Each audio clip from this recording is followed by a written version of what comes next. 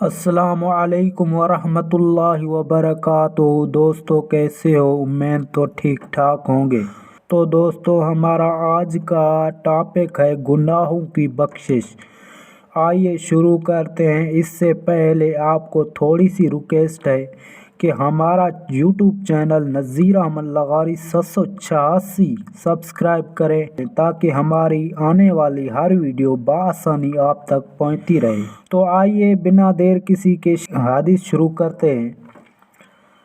حضور نبی کریم صلی اللہ علیہ وآلہ وسلم نے ارشاد فرمایا، جو شخص جمعہ کے دن غسل کرے اور جتنا ہو سکے طہارت کرے، پھر تیل اور گھر میں موجود خوشبو لگائے، دو افراد میں جدائی نہ ڈالے، جتنی رکعتیں ہو سکیں ادا کرے، جب امام کلام کرے تو یہ خاموش رہے، تو اس کے اس جمعہ اور اگلے جمعہ کے درمیان کے گناہ بخش دیے جائیں گے۔ تو دوستو ہماری یہ تھی آج کی ویڈیو۔ اگر پسند آئی ہو تو ہمارا یوٹیوب چینل لائک کریں اور سبسکرائب کریں۔